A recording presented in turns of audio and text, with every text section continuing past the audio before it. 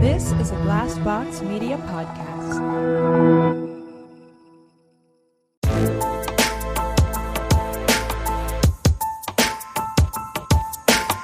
Hey everybody, welcome to My Worst Date. I'm Cassie. I'm Keegan. I'm Christina. And today we have a very special guest. We have Katie Earl-Hogan here. I've known you for a little while. You are a musician. You're currently with the Blushes, but you were formerly with the Mowglis. And I'm so excited to have you with us today. Thank you so much for having me. It's a pleasure to get together and talk with the gals. I love it. Yeah. It's a real, we were actually just talking about girl relationships and how important they are. And I actually was super excited to hear that you are with an all-girl band. Tell us a little bit about that. Like what, that dynamic. It's so much fun.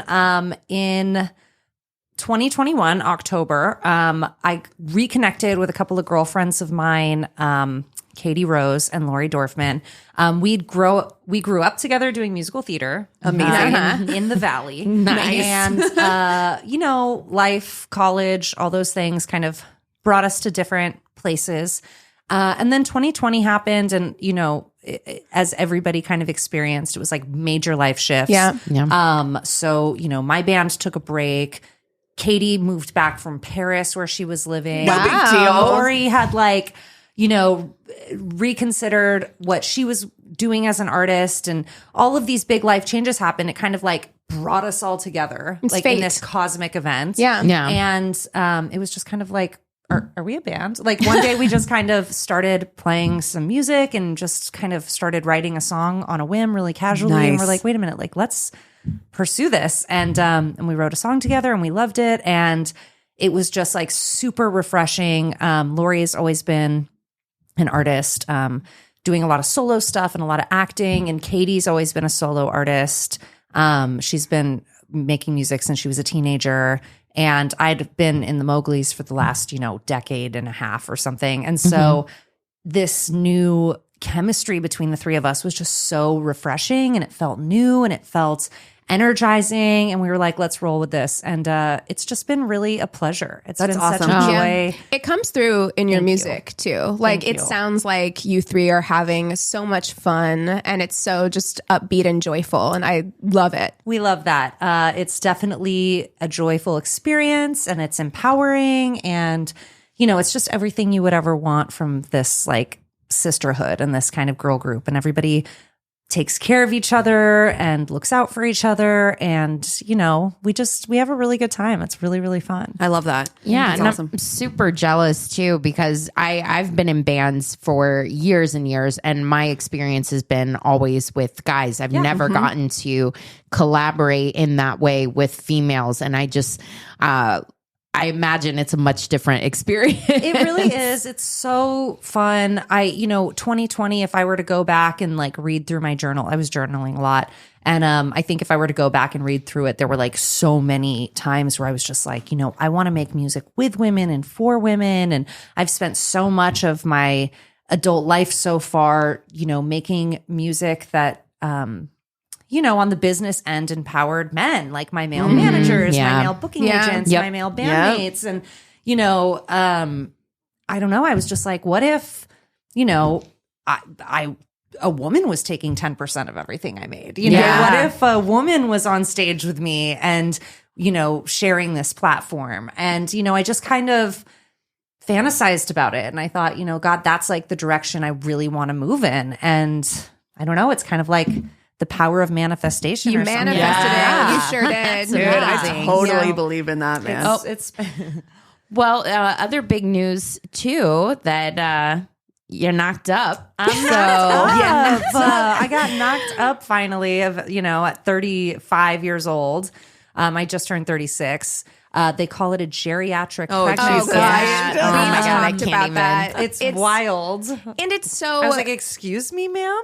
we've had this conversation before, but all of that science is also so outdated. Super So outdated. And I feel in places like New York, LA, London, it's nobody even starts their families till they're 40. No, You're absolutely right. I genuinely Absolutely. feel like whenever I hear of somebody in Los Angeles who's in their 20s And getting pregnant? pregnant, I'm like, a teen pregnancy. okay? I'm like, are you okay? Right, Yeah, right. exactly. I'm like, I'm concerned about you. Yeah. You don't know how to react. I had a friend once who like told me that they were pregnant, and I'm like, do you need good news? How do you feel about this? How do you feel about it? No, I personally am super grateful that it's happening at this time in my life. Yeah. Yeah. It's like I got my 20s to myself. Yes. I had, my early 30s to kind of settle into being in my 30s, and it just feels like a really appropriate time for me. Personally. Perfect. Oh, excellent. It happens if and when it's meant to for each individual. That's for exactly me, right. I feel like this stage of my life is the right time, and I'm really grateful that I had all of these years up until now to really Prepare, be myself, and to work on my relationship with my partner and with myself. And, for me, this has been the right timing. That's awesome. Yeah, I think that as somebody who got pregnant at 18, childbred. No. Oh my gosh. It's a much different place in your life. You're absolutely right. So how old is your kid? 25. Wow. I know, it's wild, right? You do not look old enough. Thank you. Amazing. No, but I think you're absolutely right. I think that there's so much to be gained by waiting until like you're in your 30s. Yeah. You're so much more settled in who you are. You're going to be so much more patient. I think that's the thing about Patience, I think, is pretty major for sure. Absolutely. I think that's the one thing I really wish I had. But at 18, you're not ready to be somebody else's parent. I don't think. But most people, I would got say. to have more energy chasing that kid around. Yeah, it's a trade-off. I'm already tired. Yeah. So there's that. Yeah. I think that it has a lot to do with just, I do. I wish I had more patience with my child. I think that you do have more energy. That is maybe the trade-off. But I think I would have been a better parent had I waited. Well, you know what the beauty in your situation is now you get to be like the coolest, youngest grandparent. I honestly am excited about that point in my life. Like, I'm not, by my the time son's not I'm ready. a grandparent, I'm going to be genuinely like, I'm going to be old. I'm going to be like, okay, bring me the baby. Yeah. But you get to be like, you can still like go to Disneyland and stuff. It's going to be great. I'm actually going to go home right now and tell my son, get on this. Oh man. I know that I'm not ready to be a parent because for 2 nights in a row, my cat has kept me up, and I'm like so grumpy about it. Yeah. Like my cat has just been sitting outside just screaming its head off, and it's just like, come cuddle with me, and I'm like, oh fuck's sake. Yeah. You're like, you little shit. I know. Yeah. And so I'm like, oh, maybe I'm not there yet. In my life. I definitely feel like before I got pregnant, I had kind of the opposite experience where I was laying in bed and it was like my dog was like in my side and my cat was like, and I was like super uncomfortable, and I was like just trying to stay still, and I was like, okay, if I'm willing to be this uncomfortable for my pets, maybe I'm ready to be a parent. Yeah, there you go. That 100% is my current life right now. Maybe I am ready to be a grandparent because the way that because it's getting colder here in LA, and like the way that my pets have been like snuggled into me under blankets, and I'm like, well, I guess this is where I die because I can't move. No, I love it. I love when it gets cold and the pets are like body heat. In the summer, they don't want to be near me. In the winter, they're all about it, and I'm like, yes, come to me. Yeah, exactly. For it. Your kid is going to be the coolest too because you and Josh are just so great and so much fun. Thank you. That's the hope. We do hope that we have a cool kid. But also we're like, maybe he'll go the other way entirely. And it'll be like, he's like, fuck music, math, and science. You know what I mean? Also like, great. That'd be awesome. Honestly, My son. amazing. Yeah, I think that's like, a great. You have 2 artist parents. He could just be like, no. He's like, actually, STEM is more my thing. Right. So What if he's like actually sports? Sport. Yeah. There you go. I don't know how to connect with you there.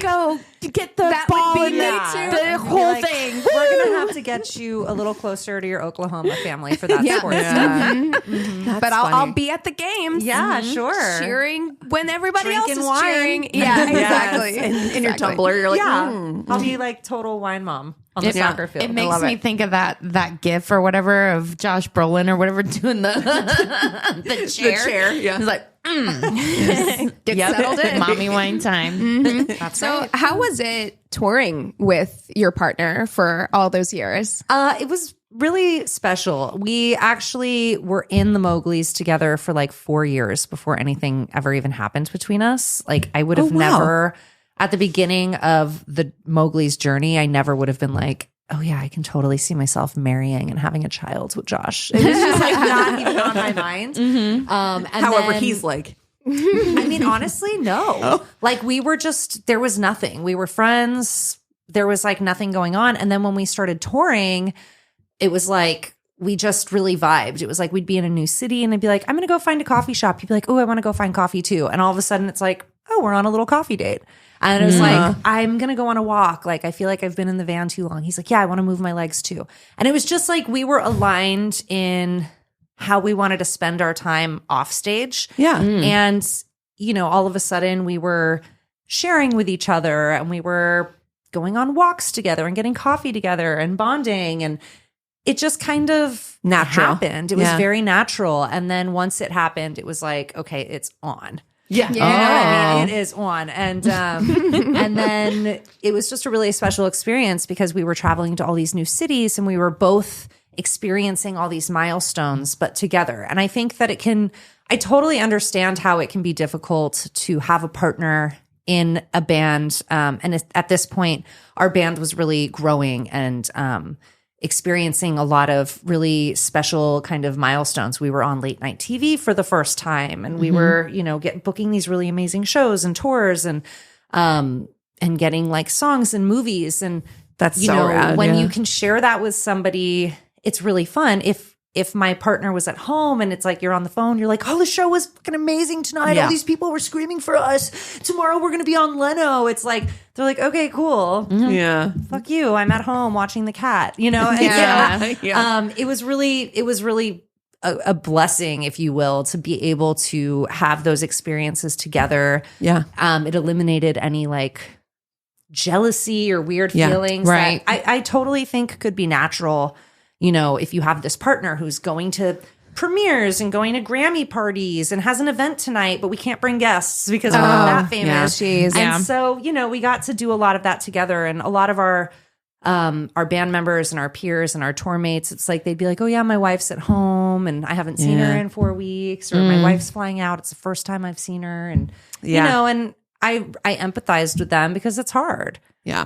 But I got to do that with my partner, and I just feel like it was really such a great experience for me, and also hopefully for him. And then also it allows us, now that we're having a baby and our life is shifting, it's like, oh, well, we got to do all these things together. Yeah. And so we both feel really satisfied and content with our experiences and our past, and really ready to move into this new chapter because it feels like a new chapter. Yeah. It really does feel like a shift. Yeah. That's touring wonderful. can be hard. I think, you know, there's always that thing too where it's like people are like, oh, you can test your relationship by traveling with someone.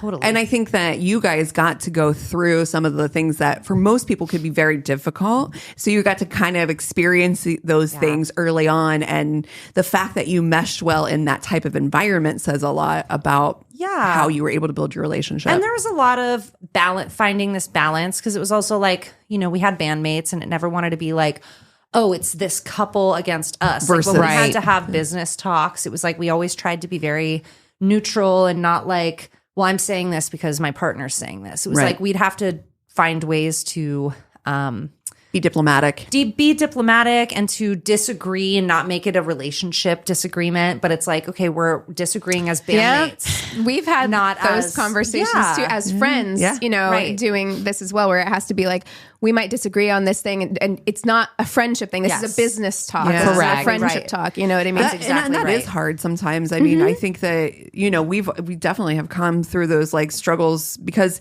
it is when you are friends or when you have those relationships prior, sometimes it is hard to like navigate Yes. those roads, because it can be, you know, you don't mean it to be personal, but Right. sometimes it becomes that way because Right. of just that natural. And just knowing thing. that, you're not going to agree on everything, and creative differences aren't a personal attack on anybody, Exactly. you know, and And that's just, I would never want him to hold back his honest feelings about our creative endeavor because he was scared of hurting my feelings as his girlfriend. Yeah. Or vice versa. It was like, well, no, this is really what I feel, and I'm not trying to hurt your feelings. Like, I know you're my boyfriend, but I think this is what's best for the thing. And, you know, we did have to find that balance. And I think that ultimately we both wanted the band to work and we wanted the relationship to work. We wanted both of those things enough that we figured it out. But Yeah, Wow, that's huge. it's just I had the complete opposite situation as somebody that created with my ex-partner for like 7 years. It was absolute unending torture from T to B. Right. Just not being able to create with somebody, not being able to take honest feedback or without it being seen as a personal attack, and just He was very uncompromising, though. Incredibly uncompromising. right. Yeah. And it's just, I think that that's such a great sign that not only touring, but just the business side of band and the joy that should be there in creating with your partner. It's like, if you can't find it there, I think I should have realized it sooner. well, there's a lot of ego that comes up with creative stuff too. And understanding, you know, okay, this is my ego talking. This isn't, you know, it's just, there's a lot of navigating, and it's a lot of, I think, to do it right and to do it well and to do it in this like non-personal way, you have to really be willing to look at yourself in a lot of which ways. is hard. And Especially Oh my as God, somebody it's who's so in hard. arts, especially as somebody who's in the arts, because you give so much of yourself. Yeah. You are literally putting yourself out there. Yes. And so when somebody denies, dislikes, it's hard to not be like, feel like you're just, especially so music. you hate me. Oh, Yes. exactly. So what Oh, you're I'm saying sorry. is, you're criticizing me personally. Right. It is hard. Yeah. Because, you know, I've been doing podcasting, theater. Now I'm working on a nonprofit and stuff like that. And it is, you present these ideas and it can feel very vulnerable to like you put present so your much ideas. of yourself into it. Yeah. right? Yeah. And then to have somebody be like, no, not, I mean, what if we did it this way instead? And you're like, it's fine. Okay. Yeah. That's Like, I just poured my whole self yeah, into but it. no It's big not a deal. No worries. This is just an actual my soul on paper, but part of me. Yeah. But I I know. know, Katie, you did child acting, right? I did. I see we have something in common because there was a specific time, we're of a similar age, and there was a specific time like in the 90s when you were pursuing acting as a child, because I did it too, where you had these headshots that were like comp cards. Oh, And every single one, I have one. It's a comp card. For some reason, they were like, this child actor needs a comp card with several pictures on it, and they're all in black and white, and it's going to feature either a bucket hat or like a blossom hat. Every time. Overalls for me. Oh Overalls. my God. Yeah. Yes. And cutest. I've seen you post pictures of your headshots. So cute. But we were What a thinking, business ripoff. Honestly. Oh my gosh, they are not Yeah. cheap. I remember my mom they are was not like, cheap. okay, like, you know, we've got to get you headshots. This is like, you know, no dinner for a week or whatever. They're so expensive. They're really, still so expensive. They're very expensive, Like my actor friends who are still like out there like doing it for real. I'm like, you can drop easily $1,000 on headshots. Good Easy. headshots, Yeah. So I'm in the wrong business. I need to get my camera out. And, honestly, we should just start like a Barbizon. I was in John Robert Powers actually, which was similar to Yes. Barbizon. It was same thing. Like somebody walked up to my mom at a state fair and was like, "Your kid's really cute. Can I interest you in?" Wasn't there one in Columbus, like Casablanca or something? Casablanca. Yes, yeah. I remember that too. Yes. Would you like to make money off your child's Yeah, looks? yeah. Look, if this kid comes out and somebody wants to pay me money to put it in a Listen. commercial, I'm I will for stage it. mom the hell out of it. Your kid is going to inherit your dimples and be very marketable. Well, and the thing is too, is at least you have an understanding since you grew up in it of like, you know how to navigate it probably pitfalls. better than maybe most people for I sure. mean, I was watching Game of Thrones. Did you guys watch it? Yes. Yeah. I'm so I was- rewatching it right House now. of the Dragon. I Yeah. was watching, and it was like one of the first episodes, and there was like a newborn baby. It was like a fresh newborn baby, and I was like, That could be my baby. how do I get my newborn baby gig now? I'm like, anything could. shooting Honestly, in May? I'm not going to lose money on this situation. Yeah. You know what I mean? Like, come on. I need to pay for these hospital bills. Like, I got a fresh You got baby rent to coming in pay. May if anybody needs, you know, a role fresh filled. baby. No, truly, because like there are infant. I think about that because I watch Call the Midwife, and I'm like the number of newborns on that show. I'm like they have to have somebody who is just newborn scouting. They're little They're baby just at the babies. hospital. Like, we'll take that one. You gotta like probably cast them before they come out. They have to. It's like, oh, you've got a baby coming in May. We're shooting in June. Because when they don't. You've definitely watched a movie before or a TV show where they like give birth. I was watching that newborn is 3 months old. Yes, it's huge. Yeah. It's like aware of what's going on. You're like, that newborn has teeth. No. I had a couple large newborns, so I feel like I had those too. Yeah, it was funny. I was a surrogate, and when I had Josh, that's amazing. He came out and he was so big. My husband's like, "You gave birth to a 3-month-old." Yeah. Goodness. Yeah. But we always do a would you rather on the show. And I was thinking, since you were a child actor turned musician, we were looking into some other child actors turned musicians. Would you rather go on a date with Jared Leto or Drake? Drake 100%. Jared Leto is a piece of shit. Do you guys know that? I mean, He's a child predator piece of shit. Yeah. Oh, I didn't know that. I knew I knew he was a cult. Oh leader. yeah, no, he's a piece cult. of shit. He's a piece of shit. Yeah. Google it. And if anybody's listening, Google it.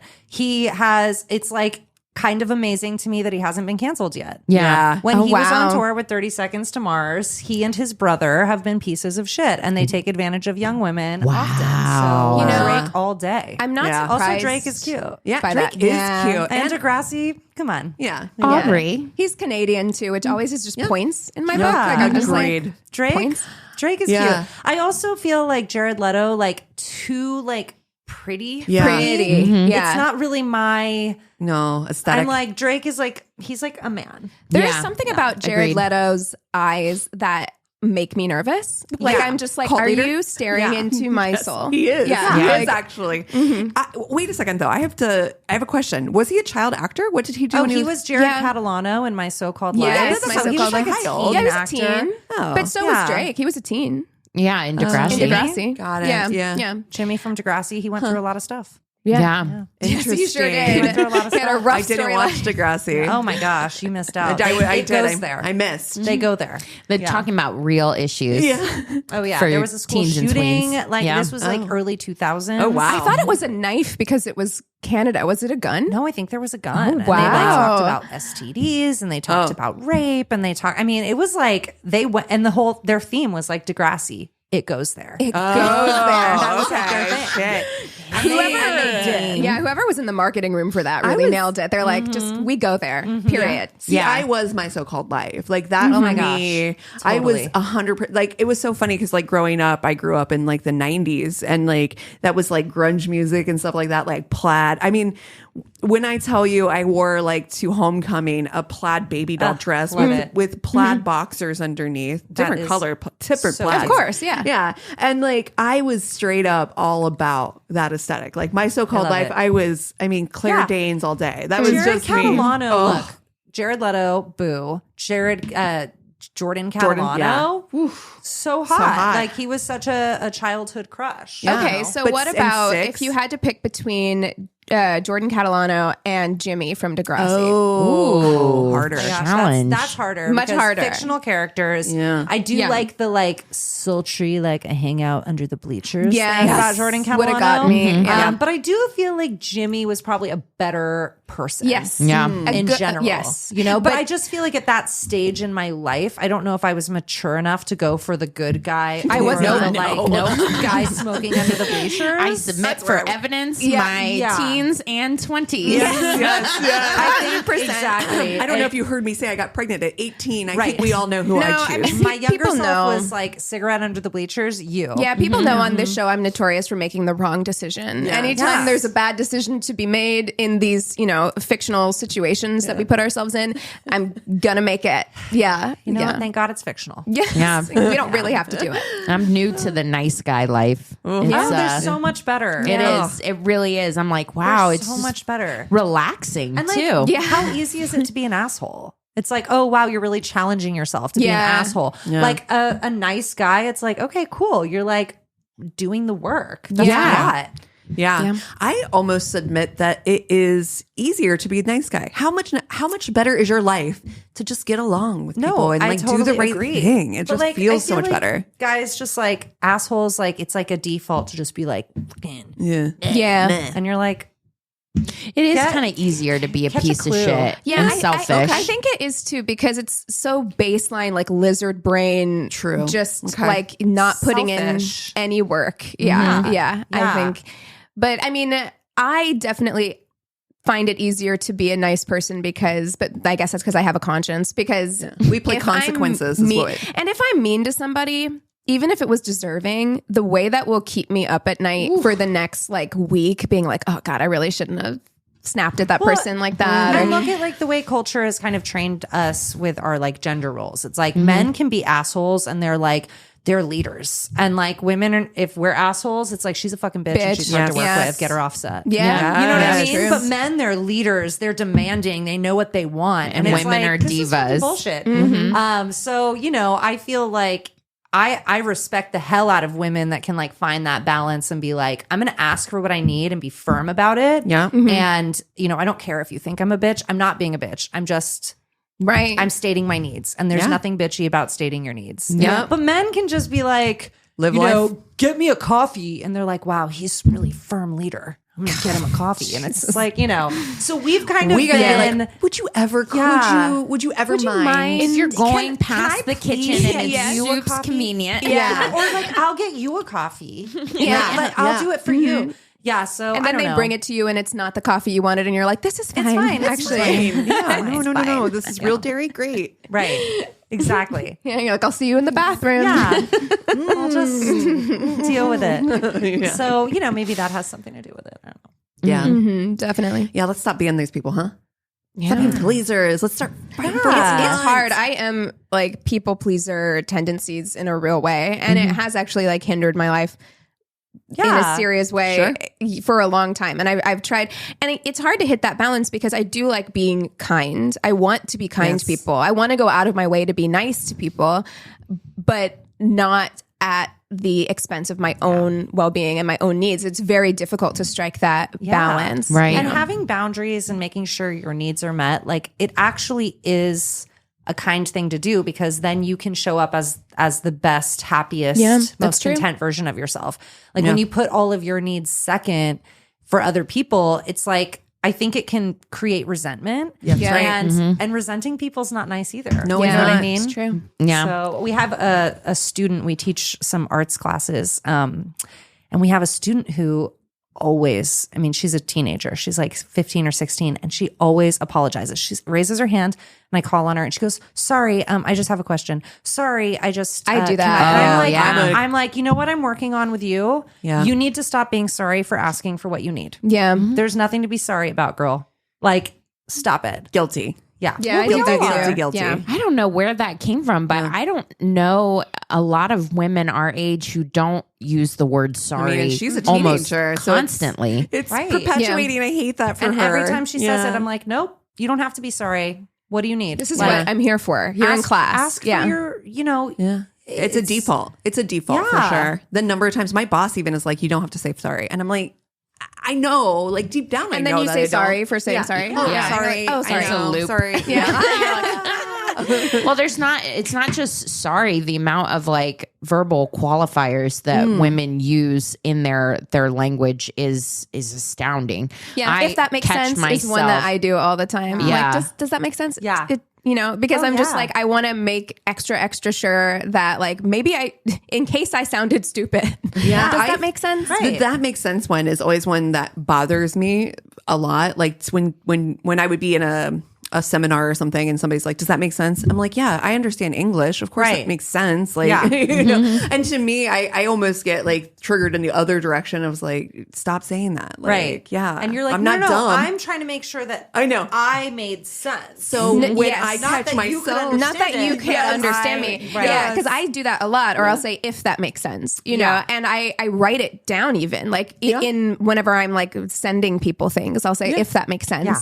And I'm like, of course it makes sense. sense. Right. It is English. I know that, but I have so much like self-doubt that's been like Oh my gosh, drilled totally. into me. Or like that I'm like, exclamation points. You're yes, like, hi. yes, I have and some emails. needs. Yes. Is this okay? then you have to go back, reread the email, and take some of them out. You're like, I too sound enthusiastic. insane. Yeah, I sound This needs a completely question mark, not an exclamation Yeah. point. We're not like at a question mark and 3 exclamation Yes. points. Like I don't need to be that fucking excited when about I'm asking you if it's being- okay that I'm like running late or whatever. When I'm being passive aggressive at my job or somebody's really annoying me, what I do is I take the exclamation point off of the thanks in my sign off. Because usually it's you thanks, bitch. exclamation point, Keegan. But if I'm not happy, then it's Sassy. thanks, comma. So they know. Okay. I just keep it Keegan best. is pissed. Yeah, they're like, oh Yeah. shit. I'm So mad. Mine's just best, comma. Yeah. Warmest so you're really mean. regards. Sincerely. No, it's funny because I worked for a company where the owner was British, and like all their sign offs were best. Yeah. I Just always best, used comma. best because I thought best was neutral. And I then did too. somebody That's- told me like it's not, it's like mean, it's like passive aggressive. And I was like, is it? I didn't ever I'm think that. British, and I think that there is like there's like a passive aggressiveness in British people. Yeah, I love Perfect. it. Like, It's default. just being Perfect. British is inherently passive aggressive. Great. Yeah. I love this for me. And my DNA would also agree Yeah. that apparently Yeah. it's fine. Yeah, Yeah. mine too. Yeah. Mine too. I'm 56% Yeah. British. Yeah. I'm literally like that thing that you sent where it's like, why'd you even take a DNA test? You're white. Yeah, And I'm I like, got yeah, matched. I- I got an alert that was like, you have new 23andMe relatives, and so I like went and looked, and it's like cousin Jerry, my second cousin I've never met. If you are watching this, but I looked at his DNA breakdown, and it was like 99.8% European, and I could tell by the color that it was English. Yeah. And I was just like, why did you even get your I'm 90. I literally got one done to see if I was anything besides British. Yeah. 'Cause And you're not? No, I'm like 100% British from like the same region. Oh, wow. Like, Wow. It's very Insular. I mean, yeah. And my whole family lives over there. It's like, Yeah. I'm very, they're all, I'm like first generation American. Oh, Like, yeah. They came here, had me, left me here. Oh wow. Your mom is your rude. mom.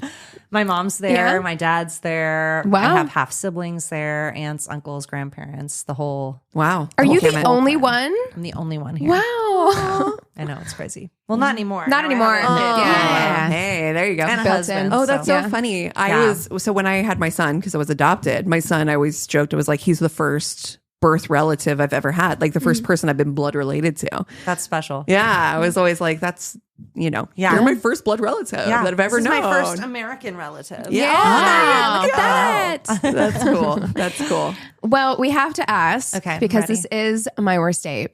Do you have a worst date story? Ooh. I do have a worst date story. Amazing. Okay. I'm buckled up. I'm interested. I probably wasn't even 21 yet. I was like maybe 20. Okay. And I had a friend who was going to film school, and I was helping her, Los Angeles Film School, and I was helping her with a project, and there was a guy working on the project and whatever. I was helping her. I was like starring in one of her student films or something. And the next day she was like, oh my God, like blah, blah. Let's call him Joe. I don't know. I can't remember his name. She was like, Joe really likes you. He wants to go on a date with you. And I was like, okay, give him my number, whatever.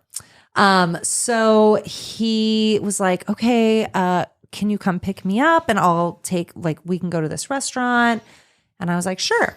So I pick him up, and on the way he was like, I don't have reservations. And he was like stressing out. And I was like, okay, well, we can just go somewhere else. And he was like, can we just like go back to my place and I'll figure it out? Oh, there it is. Nope. Red I flag know. immediately. Exactly. But at 20, I would have been was like, that's fine. Okay. He's like, but, and then I'll call them. And also, I mean, this is probably like 2006 or something.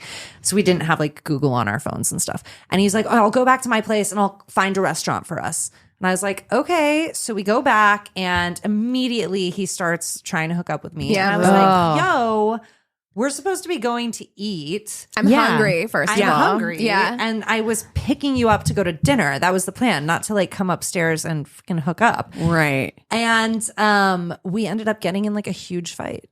It was like this man. huge, and he was like, no, please stay. Like, I'm sorry. And I was like, no, like, it ended up just being like, I was like, what the, like, I don't even remember, but I ended up getting in a huge fight with this kid. I was like not having it. No. I smoked cigarettes at the time because I was a rebel. Yeah. And I was like smoking cigarettes on his porch, and I was just like, we were just fighting, like full on. It was like I hadn't even had a relationship where I had like been in like fights yet. And I was like fighting with this guy I met like first date. not that we long haven't ago. even gone to dinner. Yeah, and And he kept trying to like hook up. And I was No, like, dude. And so finally I left, and then my friend said he never came back to film school.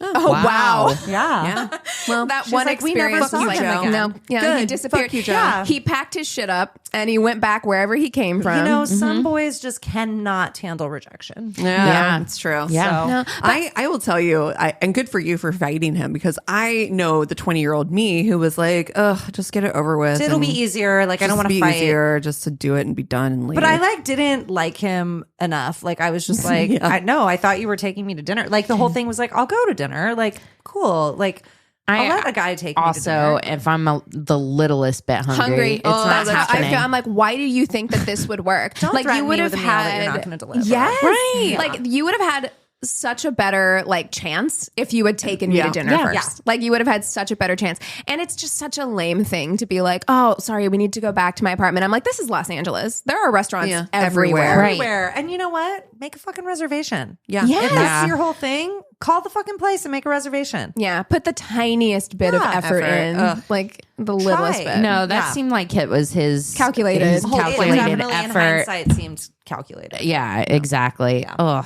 man. I know, creeps. Yeah. Film guys. We've all been there. I mean, I wonder if he went to the same film school I did, because I'm like, I moved out here and I went to LA film Film school. School. Oh, I went to the New York Film Academy. Oh, and so I'm maybe like, he transferred. maybe. the plot thickens. Oh my I goodness. really don't remember his name. I like can kind of remember what he looks like vaguely, but like, you know, not really. I remember he lived like off Hollywood and Highland in like a very like I just moved to Hollywood kind of zone. Oh, this tracks so hard. Oh, Yeah, man. and We've all been in that Wow. apartment. 2001, my first trip to Los Angeles, and we stayed off of Hollywood and Highland That's because right. you're supposed to, I think. Yeah. And I was like, this is awful. yeah. I cried the first time that I went to Hollywood and Highland, which was like shortly after I hilarious. I love moved that. here.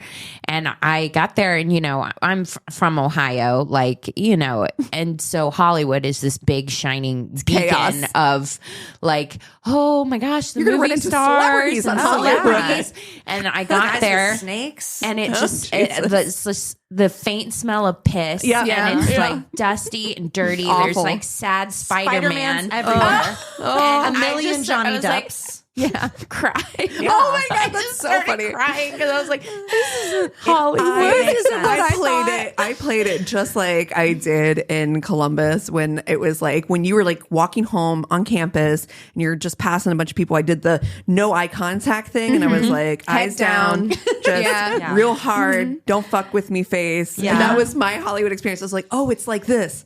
Okay. And I did have a guy try to sell me a used Kermit the Frog out of a trash bag. There was a lot happening. I was like, this is to digest. a lot. Yeah, we Josh's aunt and uncle came. They did like a road trip from Oklahoma, and they were like, "Oh, we'll meet you for lunch in Hollywood." And so, you know, they wanted to see. They were only here for a few hours, and they wanted to see the Hollywood sign. And I was like, "Okay, well, let's like take them to lunch at CPK because you can see the Hollywood sign from there." Sure. And it's like pretty basic food. Yeah.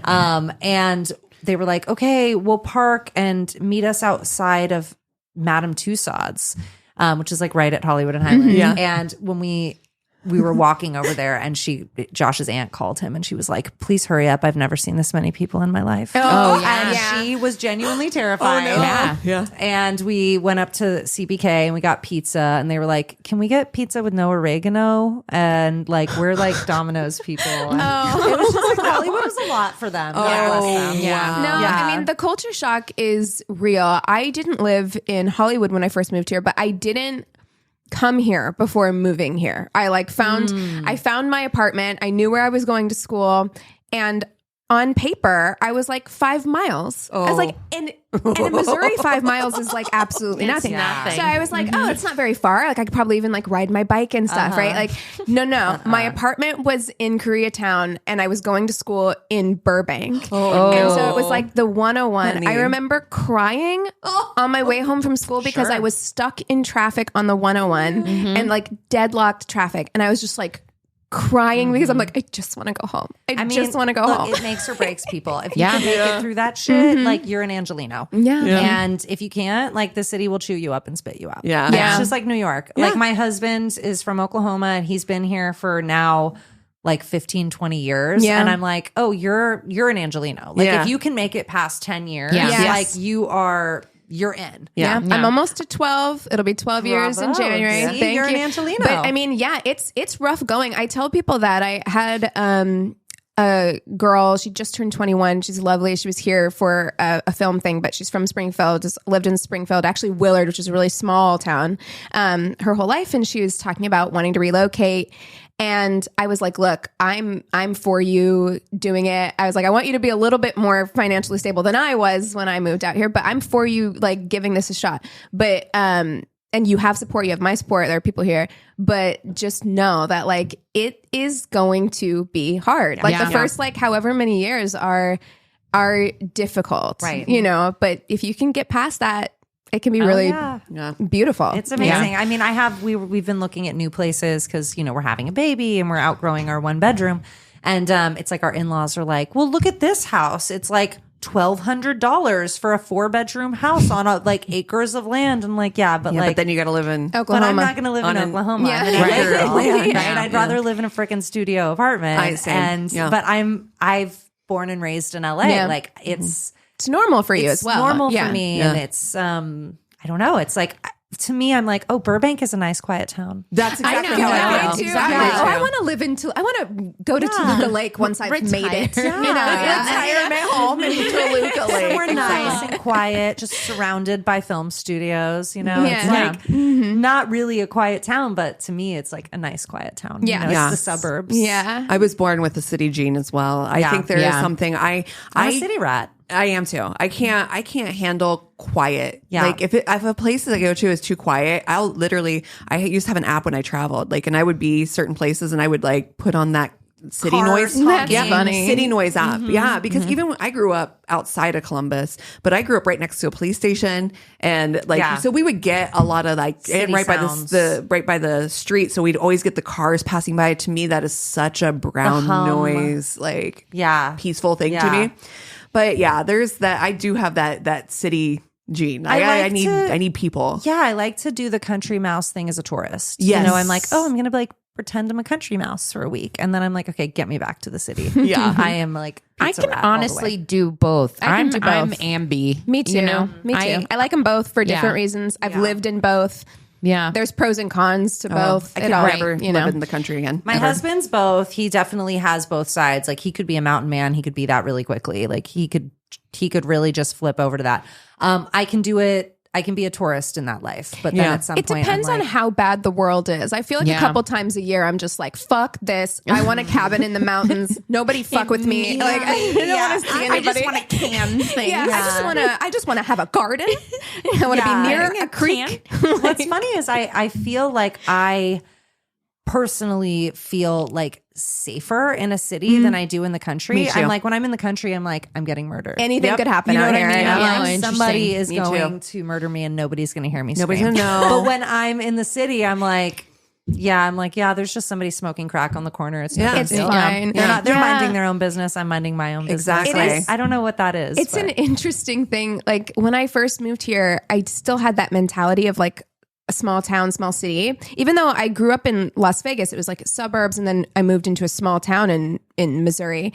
And so when I got here, I just assumed everything was fine. Like I'd be walking my dog like late at night. Outside in like shady areas of Koreatown. Right. Just assuming that it was fine. And then I had like 3 experiences where like crazy people were interacting with me, and I was like, okay, maybe I shouldn't do this anymore. I was like 20 years old. There's like, definitely some crazy people out there, and you know, I'm super aware of that, but for some reason, my like fear instinct just kicks in more in the country. Me too. I understand that. I'm like, I feel like I'm so far away. Isolation is very scary for me. Yeah, it's true. I was thinking too, like, I wouldn't mind. I could live a very nomad lifestyle. Sure. Like, I am the person who could live in a van, live small, travel. I could be that person, but I need to know that there's an escape route out of this small town, because I need escape is my number one goal. But that's why I feel like in a city, I feel safer, because I feel like there, to me, is more escape routes. There's more places to hide. There's more, I don't know. Yeah. That's like my zombie apocalypse plan is to stay in the city. I'm like, I'll find a place to burrow and find. Me and Christina are like, I need to be in the city. I've seen Walking Dead. I don't want to be in the city when the zombie apocalypse happens. World They're War Z coming was- at you. No. No, what I really want to say here is that somebody should give me a lot of money Yes. so that I can buy a city house and a country Girl, house. Powerball 1.6 billion. Can we Yeah, split it? let's get it. I know. And I'm winning. I believe so. the lottery's cursed. Oh, yeah. I do. I feel like everybody who wins wins it? the lottery loses Yeah. something. There is the curse of the lottery. It's true. Yeah. But what Unless if, you give what if so you much split, away, right? Yeah, Like, I feel like if you can you can counteract the curse by giving. Yeah. Which And I that's- would. That's me. Water, money is water in my hands. Yes. I am always like, my issue, I made so much money in my early 20s. And Cass, I know you and I have talked about this. Like, I was a high-end waitress and dealing with cash. I mean, making sometimes $1,500-$1,600 a weekend or whatever, and in cash, and not really having that many bills. Oh, spend it all on my friends. Would just spend it all. Let's get a limo and we'll go out to the club or whatever. I was just I just wanted to be Captain Good Time. And also everybody like me. Here's money. I budgeted one time when the lottery was up really high. It wasn't up as high as it is right now, but it was up pretty high. And I literally sat down with a piece of paper and a pen, and I was like, okay, how much would I allot to each of my friends? How much would I allot to my family members? Yeah. I can split up the money. That's the way to do it. My mom always says money comes and money goes. Yep. So You it's can't take it with exactly you. right. You can't take it with you when you die. Exactly. right. No. So might as well I'd give be it away. happy to. I would definitely be the person who's like, I have this thing where I'm like, I like having a purpose. I like working. I like having things to do. For me, the podcast would never end. Nobody would even know I'm rich. But on the side, my job would be to run a home for people who were escaping abuse or whatever. To me, I would have a purpose driven plan for a business. I would be about it. I always think about that, and then I think in my head, I'm like, and that's why I deserve to win the lottery. Universe. Give me that money. Look, I would This is do what I if would you're do with listening. it, and so therefore I deserve I've this. earned this. I've earned this. Here's my business plan, universe. Please hand me your money. That'd be nice. Oh my If only. gosh! I'm going to buy a house, pay it off, Yeah. get a little savings account going, and then the rest is for you guys. Yeah. And that's why I don't understand. we're hasn't all this perfectly deserving of that kind of So rude untold of the wealth. universe. Honestly. Yeah. Well, I have one last thing that I want to ask you, Katie, and that is, do you have any red flags or serious deal breakers? Well, Or did you when you my were dating? joke answer is male Geminis. Sorry. But oh my God, Kanye West, Jeffrey Dahmer, Well- Donald Trump. It's not looking good for and other people I Yeah. know. It's just not looking good for male Geminis. Wow. But You're really Yeah. I mean, You try made not points. to be look, made points. Give me I a try not to be counter-argument. an umbrella. I know there's other elements that come into play. It's just something I've noticed. But I don't know. I feel like my red flags have probably changed. I feel like a trust fund person is I'd rather have somebody who made their own money than a Yeah. trust fund person, because Yeah. I feel like there's a lot of entitlement in Yes. that scene. I've known a few trust fund people, and it's just, I don't know. I'm like, there's something you're not getting. yeah, we just talked about that Life. yesterday, actually. Yeah. Because we were recording an episode yesterday, and there was a story with somebody who was presumably rich and pretty entitled. And there is this, I feel like it's difficult to make a relationship like that work unless the trust fund person or the person who grew up with a lot of generational wealth does a lot of work on themselves. Yeah. Because if they don't, how could they possibly they just don't understand what it's like to have to. It's a different reality. It's a completely different world. So those areas in a relationship where there's just a natural overlap because you both existed in the same world just don't exist if you're dating somebody and with that wealthy. It would be difficult to deal with. Like as somebody who was like poor when I moved out here, I'm like, and there is like lasting stuff to this day. Like to this day, I won't turn down like an event where I know there's going to be food, and I'm like, if you haven't rationed out Top Ramen, yes, I don't know. Yeah, then don't talk to me. We don't have anything to talk about. Close to the ground, or on the ground. If you've made your own money, that's like really awesome. Yes. It's like, okay, you've been ambitious, you've worked hard, you've seen both sides of the coin. Like there's nothing wrong with having money. But I think people who have never known the other side of the coin, at least for me personally, it's a little unrelatable. Yeah. I'm sure that like trust fund kids meeting other trust fund kids, match made in heaven. They both understand, they speak the same language. And they have whatever, I'm sure that there are things about their life that are less than perfect that they can relate on. Yes. But it's difficult because I try to ride that line and have empathy because I'm like, I know things are rough all over and like suffering is subjective and all of that stuff. But it is difficult when you've been like poor or like you have family that's really poor to hear people complain when you're like, oh my God. Yeah. Like what and do you have to complain about? People who don't ask you any questions about yourself. Yeah. Right? Like if you're sitting there and they're like, oh, well, I grew up here and then I did this and then I did that. And it was really interesting.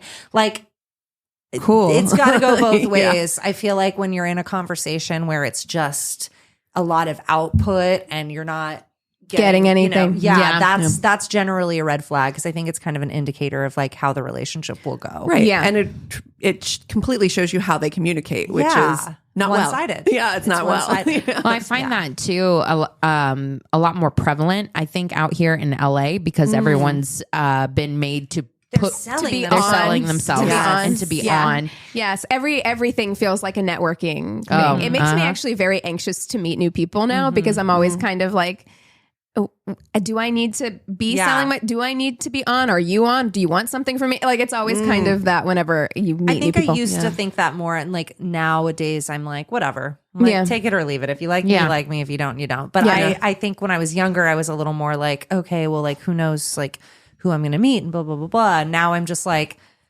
I'm settled in my life enough that I'm just like, if that person doesn't like me, that's fine. Yeah. Yeah. Like, you don't have to like me. I'm not for everybody. And exactly everybody's not for me. And and that's a hard lesson to learn as a people pleaser. It really is. Because it's just like hard. It's so freeing. Well, man. A lot of times it's so freeing. And a lot of times when, it's really not about you. I know. Right? I At know. the end of the day, if somebody's like, oh, fuck Keegan, I don't like her. It's not really about you. It's their own thing. They saw something in you that maybe is a challenge for them. Maybe you were really nice and bubbly and it's hard for them to be nice and bubbly. And so it triggered something in them. It's not really about you. It's always about I know them. these things. And I'm still like, I can make them. Going through the divorce. Yeah. Like, going through my divorce and then dating again and like having to deal with ghosting and rejection and stuff. That was the biggest switch flip for me because I come from a very like people pleasing, don't rock the boat, conflict avoidant personality. Oh, you're a woman. Yeah. Well, yeah. And like just a generally reserved, introverted Capricorn. So it was a real reality check for me. And then once I was like, oh, like I feel comfortable in who I am. And then it's so freeing. It's just the best feeling when you just stop. Not that I don't care what people think, but I don't let it run my life anymore the way that I used to. It's exhausting. Sing and dance to get you to like me. Yeah. You don't like me, you don't like me. I do have I want people to like me. I do have that thing, but it is funny that quote where it's like, it's none of your business what other people think of you. Yeah. I think that is good words to live by. Like you don't worry about it. Right. Just don't assume everybody likes you and your life will be so much easier. Yeah. And if I think like also the lesson for me was like, well, I know that like if I am true to myself, and I know that like I don't go into any situation with bad intentions, right? Yeah. Like, Right. I'm That's never right. trying to hurt you. I'm never trying to offend you. If I do, I'm sorry. If you don't accept that, there's nothing I can do. I can go to sleep tonight knowing that like I didn't have the intention of hurting you, and like it, you know. Hopefully I never do offend or hurt anybody because it's genuinely never my intention. But if somebody just doesn't like me, and it's like I showed up as my best self and I did everything I could to be kind and, you know, to be fair and generous, and you don't like me, then what can I do? Yeah, nothing you You know, can I'm not do. going to lose sleep over it. That's right. So Wow. I might lose an hour Yeah. still, but like It a little depends. bit. It really depends on the situation because, like, we've had this conversation before. Like, if I'm a good friend to you and you throw that away, then Oh, I'm yeah. absolutely You're dead to me. dead. You are dead to me. I can cut somebody out like so fast. Pisces. Yeah. You don't say. it's true. I'm an Aries. I am literally like the epitome of like the dog with a wagging tail. Like, oh, you've hit me. That's okay. I'll come back. I'll come back. Fiery little suckers. But we love you so much. Yeah. It's been amazing having you. Oh my You're gosh, such guys. amazing energy. It's so fun talking to you ladies. Yeah. And thank you so much for having me. And, you know, well, tell us where people can find you, find your music. Absolutely. Okay. We have a great website that my Pisces bandmate has made. It's theblushes.com.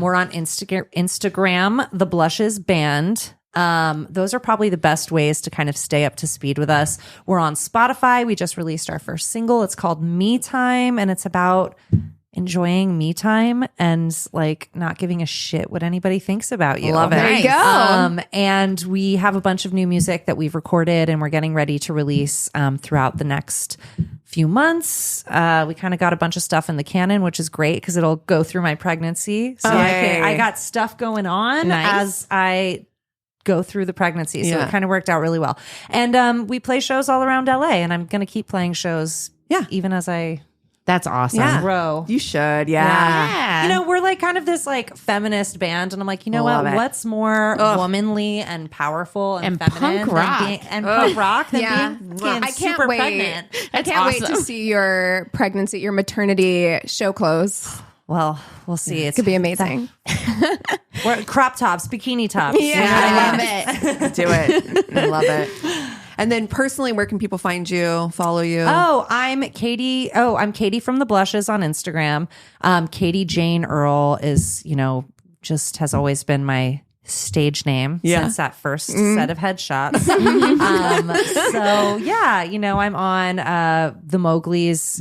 You can find me through anything on, you know, related or connected to them. And The Mowgli's is I'm such around. feel good music. If you've never listened to the Mowgli's, you can find them on Spotify. Your stuff comes on my mixes all the Thank time. you. It's so great. that was definitely the intention of that project. So thank you. Awesome. Well, yeah, we are I'm beside myself. I'm so excited to like actually sit down with you. Like I said, we've seen you in things and in passing, but it's been great to like sit down and have conversation with you. The pleasure's all mine, ladies. Thank you so much for having me. That was really fun. Yay. Well, we love you so much. Cheers.